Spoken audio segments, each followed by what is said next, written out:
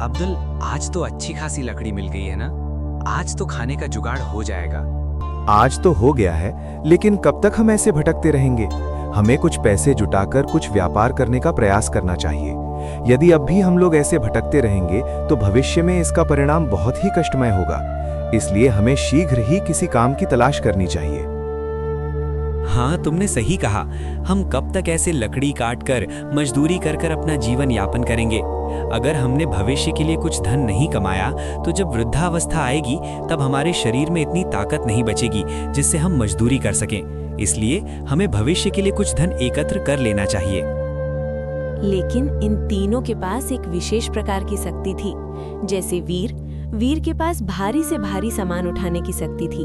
जो कितना भी भारी सामान हो, वीर उसे आसानी से उठा लेता है। परंतु वीर के पास और कोई चारा न होने के कारण वो इसका प्रयोग मजदूरी जैसे कामों में करता है। और ये है अब्दुल, जिसे भगवान ने ऐसा गुण दिया है जिससे ये किसी भी जानवर की बात को समझ जाता है और उनसे बात कर लेता है, चाहे वो शेर हो या हाथी। और ये है नीरज, जो किसी भी के मन की बात को पहले ही पढ़ लेता है। इन तीनों के पास बहुत अच्छे और बहुत काम की शक्तियां हैं, परंतु इन्हें इसका प्रयोग करना नहीं आता। और ये तीनों ऐसे ही जंगल में भटकते रहते हैं, कभी मजदूरी करना और कभी जंगल में लकड़ी काटना। यहीं से इनका 2 वक्त का खाना आता है। आज तीनों को कहीं काम नहीं मिला, इसलिए ये जंगल में लकड़ी काटने आए हैं। उसके बाद तीनों अपनी झोपड़ी की ओर चल पड़ते हैं।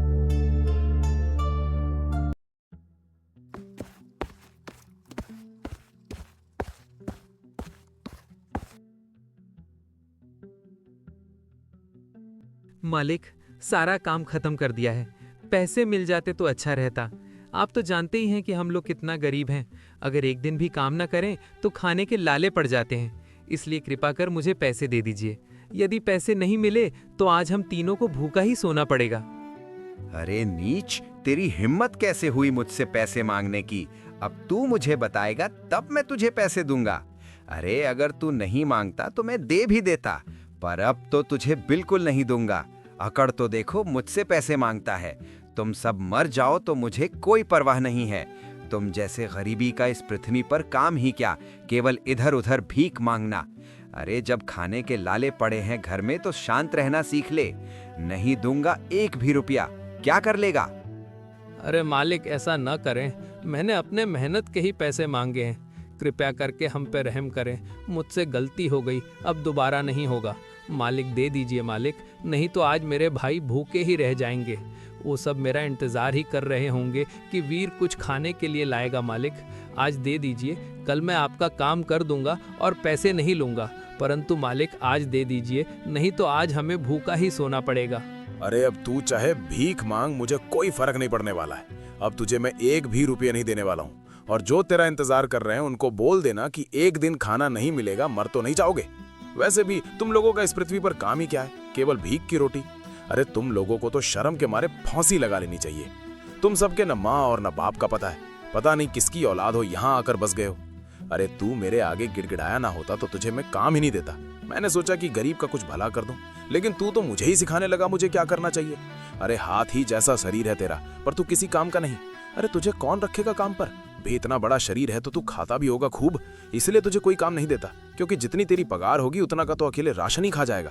अब अगर तूने दोबारा पैसे मांगे तो मैं तुझे अभी इस ग्राम से ही बाहर निकाल दूंगा। अब बिगर कुछ बोले चुपचाप यहाँ से निकल जा। लेकिन कुछ बोल नहीं पाता और चुपचाप वहाँ से खाली हाथ झोपड़ी की ओर चल पड़ता है। घर पहुँचने के बाद जब वीर को खाली हाथ नीरज देखता है तो वो कहता है,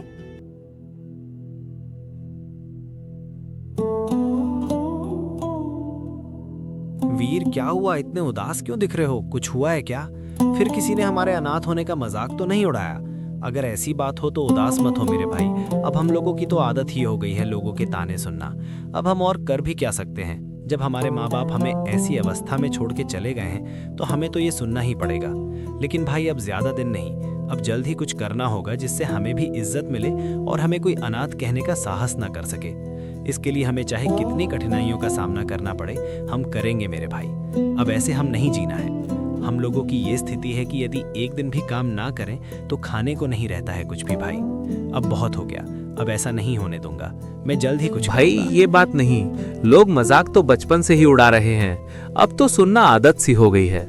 लेकिन यार जब कोई माँ बाप को बुरा कहता है तो यार पता नहीं क्यों मुझे बुरा लगने लगता है। माँ बाप जन्म दे दिए, इतना ही काफी समझना चाहिए हमें, और उनका कभी अपमान नहीं करना चाहिए। और भाई मैं तुम लोगों के लिए कुछ खाने के लिए भी नहीं ला पाया। जब मैंने काम किए और अपने हक के पैसे मांगे तो मैंने क्या कुछ गलत किया? सेठ बोलता है तेरी हिम्मत कैसे हुई मुझसे पैसे मांगने की? अब मैं अपने हक के भी पैसे नहीं मांग सकता? इतनी खराब है हमारी परिस्थिति। सेठ कहने लगा अगर तू नहीं मांगता तो मैं देता।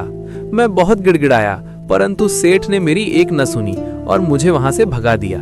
भाई बात मेरे बेइज्जत होने की नहीं, आज तुम दोनों को भूखा ही रहना पड़ेगा। मुझसे ये बर्दाश्त नहीं हो रहा है। अरे तुम लोग परेशान मत हो, हमें ईश्वर जल्द ही कुछ मार्ग दिखाएगा।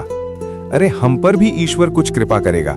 बस हमें मेहनत को नहीं त्यागना है और डट कर मेहनत करनी है, क्योंकि बेगर मेहनत के कुछ संभव नहीं है।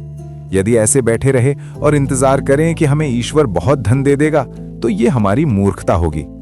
इसलिए हमें मेहनत नहीं छोड़ना है, मार्ग ईश्वर खुद दिखाएगा, बस हमें उस मार्ग पर चलना होगा, तभी हम पूर्ण रूप से धनी हो पाएंगे। और रही बात आज के खाने की, तो तुम लोग शोक न करो, मैं जाता हूं और कुछ खाने का इंतजाम करता हूं। भाई मेहनत तो मैंने की ही थी, पर मुझे तो मेरे मेहनत का भी फल नहीं मिला। अरे अब हम और क्या कर सकते? मेहनत मजदूरी करते हैं लोग, उसमें भी हम लोगों के पैसे काट लेते हैं। क्या ईश्वर इसी मार्ग पर भेजता है? ईश्वर यदि सब कुछ देखते हैं तो उन्हें हमारी ये बेबसी नहीं दिखाई देती कि हम पर ये कैसा अत्याचार हो रहा है? अरे अब हम लोग को खाने के लिए भी कुछ नहीं मिलता, अब इससे ज्यादा और अब हम मर ही जाएं तब ईश्वर को दिखेगा। ऐसा मत कहे मेरे भाई, ये ईश्वर हमारी परीक्षा ले रहा होगा, हमें इसे पार करना होगा, तभी हम सफल हो पाएंगे। हमें ईश्वर को कुछ बुरा नहीं कहना चाहिए, वो सब कुछ देखते हैं और सही समय का इंतजार कर रहे होते हैं। सही समय जब आएगा तो ईश्वर हमें सही मार्ग दिखा देंगे, हमें बस इंतजार करना। तुम लोग यहीं पर मेरा इंतजार करो, मैं बाहर जाता हूँ कुछ खाने का जुगाड़ करने के लिए। उसके बाद अब्दुल झोपड़ी के बाहर चल पड़ता है। अब्दुल काफी देर तक जंगल में भटकने के बाद एक बहुत ही विचित्र पेड़ था, उसी जगह पर पहुंच जाता है। अब्दुल पेड़ को देख ही रहा था, तभी पेड़ से आवाज आती है। कौन हो तुम बच्चा, और यहाँ क्या कर रहे?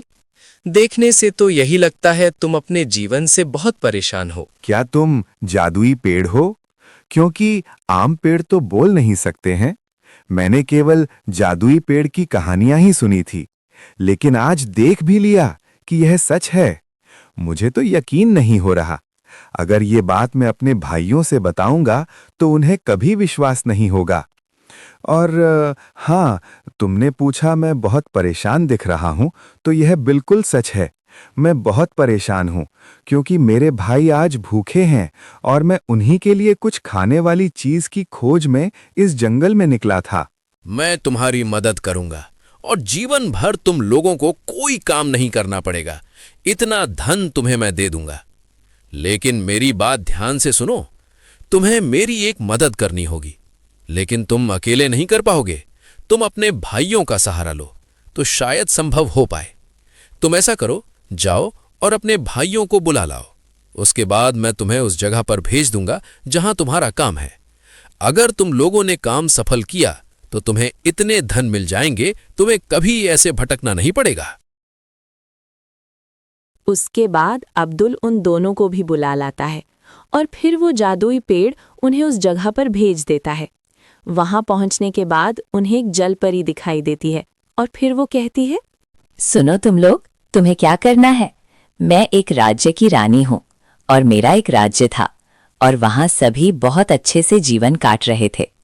फिर अचानक एक दिन एक दानव वहां आया और उसके आगे मेरी शक्ति कम पड़ जाने के कारण उसने मेरे राज्य पर कब्जा कर लिया है और तुम लोगों को उस दानव से लड़कर मेरा राज्य वापस कराना है, जिसके बदले मैं तुम्हें बहुत धन दूंगी, लेकिन इसमें जान का खतरा भी हो सकता है। अरे हमारी जिंदगी में है ही क्या? अगर हम मर भी जाएंगे तो कोई बात नहीं, बाद में ये अफसोस तो नहीं होगा कि हमने प्रयास ही नहीं किया। हम लोग मौत से भी लड़ने के लिए तैयार हैं, बस आप हमें वहां भेज दें। अगर किस्मत बदलनी होगी तो बदलेगी, नहीं तो मौत, और इससे ज्यादा क्या ही होगा।